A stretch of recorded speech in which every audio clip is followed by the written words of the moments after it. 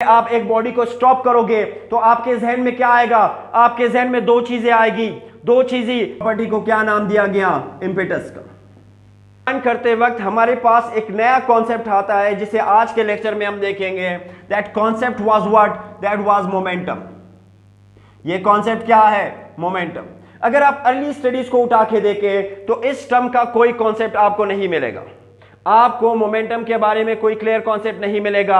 आप एरिस्टोटल के फिजिक्स को उठा के देखें तो एरिस्टोटल मोशन को कैसे डिफाइन करते हैं कि जब बॉडी मूव करेगी तो उसे एक फोर्स रिक्वायर्ड होगा। समझते हो कि नहीं?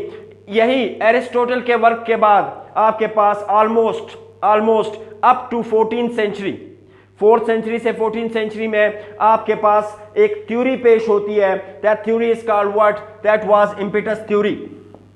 That was impetus theory. उस थ्योरी का क्या नाम था भाई? That was impetus theory. Impetus theory को प्रपोज किसने किया था? फिलोफिनस एंड जीन ब्यूरेडन। लिख लीजिए, फिलोफिनस एंड जीन ब्यूरेडन के इसके क्या थे? इनको प्रपोज किया। और इसमें क्या बताया जाता है कि आपके मोशन की एक प्रॉपर्टी होती है, जिस प्रॉपर्टी का नाम क्या था? इम्पेटस।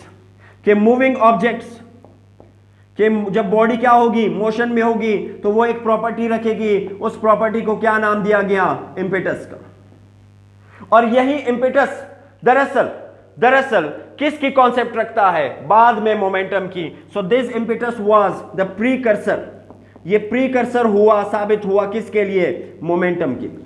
Precursor to momentum. समझते हो कि नहीं? तो यहां से हमें मोशन की एक प्रॉपर्टी मिलती है जिसको उस टाइम नाम क्या दिया गया? इम्पेटस का नाम। आता हूं इसके ऊपर, मोमेंटम के ऊपर आते हैं, इसको आसान करते हैं। इसके बाद आते हैं गलीलियो। गलीलियो का वर्क था इनर्शिया के ऊपर, और बॉडीज को रोकने के लिए क्या कह रहे थे? स्टेट करते थे कि मोशन रिक्वायर्ड है। तो यहां एरिस्टोटल का वर्क चैलेंज हो जाता और उसे गलत साबित कर देते। और यहां पे इसके बाद आते हैं जब आपके न्यूटन, आपके फेवरेट न्यूटन जब स्टडी करते हैं तो वो हमारे पास मोमेंटम के कॉन्सेप्ट को क्लियर कर देते हैं, जब वो मोशन को क्लियरली डिफाइन करते हैं।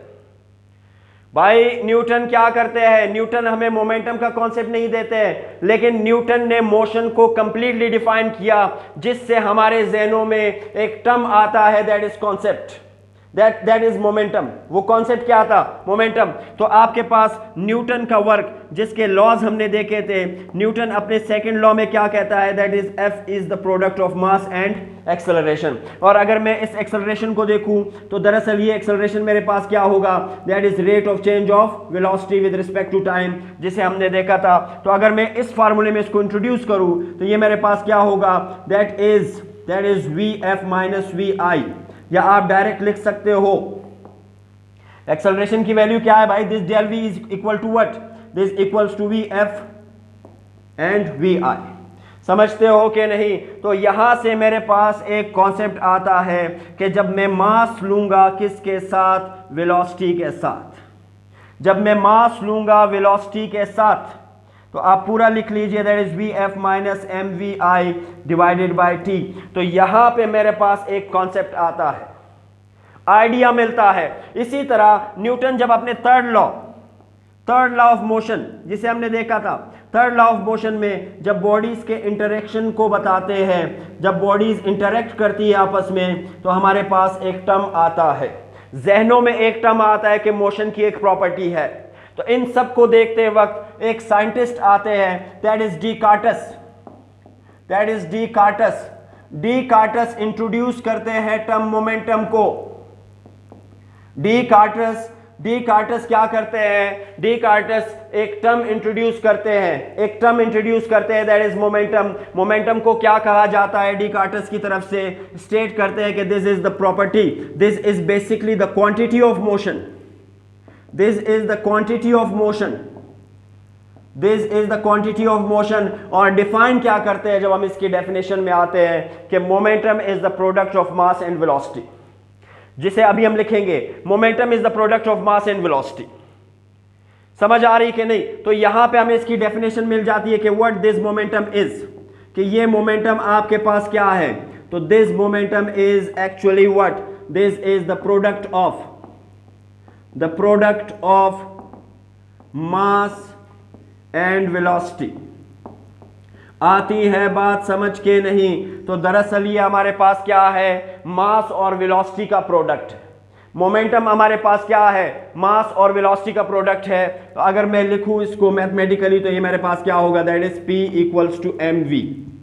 ये मेरे पास क्या होगा, that is P equals to mv, which is the property of motion, which is the property of motion. भाई ये कैसे समझ में आएगी आपको, ये मोमेंटम आपको कैसे समझ में आएगा? सुन लीजिए, मैं आपको कहता हूं कि आपने एक बॉडी को स्टॉप करना है। भाई एक आपको असाइनमेंट देता हूं कि एक बॉडी को आपने स्टॉप करना है।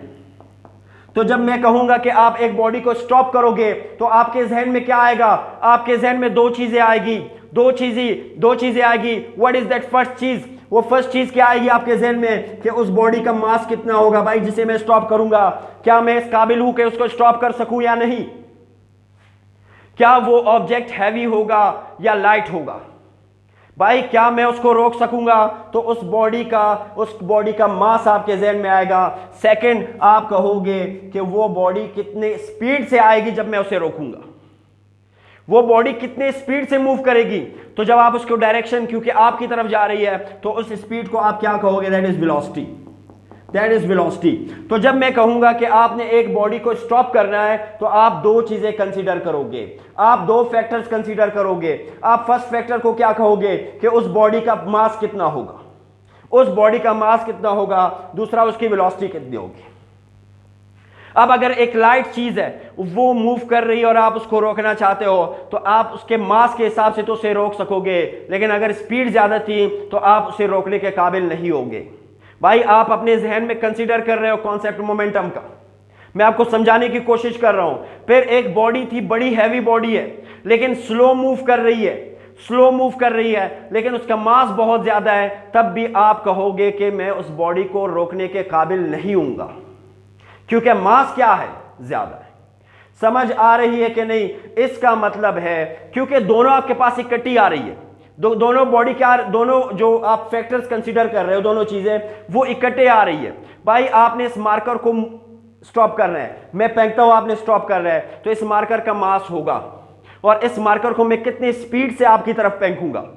दोनों चीजों को आपने कंसीडर करना है। तो जब दोनों चीजों को कंसीडर करोगे, तो इसलिए आप टर्म क्या लेते हो, प्रोडक्ट। प्रोडक्ट लेते हो। तो हम क्या कहेंगे, the product of mass and velocity is called what, this is called momentum. समझ आती है बात के नहीं? क्लियर है? So this is momentum. इससे हमें पता चला कि मोमेंटम डिपेंड करता है मास पे और डिपेंड करता है वेलोसिटी पे। इसमें से कोई भी टर्म जीरो हो जाता है, तो मोमेंटम हमारे पास क्या होगा, जीरो होगा। बात समझते हो कि नहीं? तो मोमेंटम का मेरे पास फार्मूला क्या था, हमने इसको लिखा mathematically, that is the product of mv। अगर मैं इसका SI यूनिट लिखना चाहूं, अगर मैं यहां इसका SI यूनिट लिखूं, यहां लिखता हूं, तो SI यूनिट मेरे पास क्या होगा, for mass the SI unit is kg, kilogram, and for velocity the SI unit is metre per second. तो हमारे पास SI यूनिट क्या मिला, किलोग्राम मीटर पर सेकेंड। समझते हो कि नहीं? लेकिन अगर मैं एक न्यूटन को देखूं, तो एक न्यूटन मेरे पास क्या है, that is kilogram metre per second square, और यहां पे क्या है, पर सेकेंड है, और न्यूटन के बेस यूनिट्स क्या है, kilogram metre per second square. तो अगर मैं यहां पे एक और s को इंट्रोड्यूस करूं, एक और सेकेंड को, तो मैथमेटिकली मुझे क्या करना पड़ेगा, this is kilogram metre per second, तो मैं इंट्रोड्यूस करूंगा पर सेकेंड। तो मैथ का उसूल है कि क्या करूंगा, मल्टीप्लाई भी करूंगा, डिवाइड भी करूंगा। तो जब मेरे पास पर सेकेंड आएंगे, ये पर सेकेंड और ये पर सेकेंड क्या बनाएंगे, this is kilogram metre per second square, और ये पर सेकेंड। समझते हो कि नहीं? Now this is equal to what, kilogram metre per second equal किसके इक्वल है, दैट इज न्यूटन, और ये पर सेकेंड जब ऊपर जाएगा तो इसका मेरे पास एक्सपोनेंट क्या होगा, पॉजिटिव। तो इसलिए इसके यूनिट को मैं न्यूटन सेकेंड भी लिख सकता हूं। समझते हो कि नहीं? बात आती है समझ के नहीं? अब मेरे पास मोमेंटम को लेकर मुझे मोशन की प्रॉपर्टी है, मोशन, और मेरे पास क्या क्या चीजें क्लियर होगी। यानी जब मैं मोमेंटम को कंसीडर करूंगा, तो कौन कौन सी चीजें फिजिक्स में क्लियर होगी, number first that is motion, that is motion. Number second that is collision, that is collision. और नंबर थर्ड नंबर करके लिख लीजिए, number third that is energy transfer, that is energy transfer. तो ये तीन चीजें, ये तीन प्रॉपर्टीज दरअसल लिंक है किस चीज के साथ? That term is called what? Your momentum, that term is called what? Your momentum. समझते हो कि नहीं? आती है बात समझ? Now what are the characteristics of momentum? अगर आप मोमेंटम के कैरेक्टरिस्टिक्स को देखें तो हमारे पास इसके क्या कैरेक्टरिस्टिक्स है?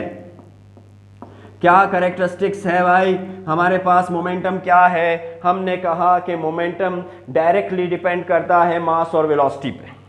तो मोमेंटम डिपेंड करता है किस चीज के ऊपर? On mass and velocity. समझ आ रही है कि नहीं? क्लियर है? इसी तरह मोमेंटम हमारे पास डिपेंड करता है किस चीज के ऊपर? दैट मोमेंटम के हमारे पास मोमेंटम क्या है? That is vector quantity. Momentum आपके पास क्या है? वेक्टर क्वांटिटी, क्योंकि ये डिपेंड कर रहा है वेलोसिटी पे। Velocity is a vector quantity, इसलिए मोमेंटम को भी डिफाइन करने के लिए आपके पास क्या चाहिए? आपको मैग्नीट्यूड भी चाहिए और डायरेक्शन भी चाहिए। अब इसकी डायरेक्शन क्या होगी? मोमेंटम की डायरेक्शन क्या होगी? जो डायरेक्शन वेलोसिटी की होगी। तो मोमेंटम की डायरेक्शन हमारे पास क्या होगी? जो डायरेक्शन वेलोसिटी की होगी वही मोमेंटम की होगी। जो डायरेक्शन वेलोसिटी की होगी वही मोमेंटम की होगी। भाई लिख लीजिए,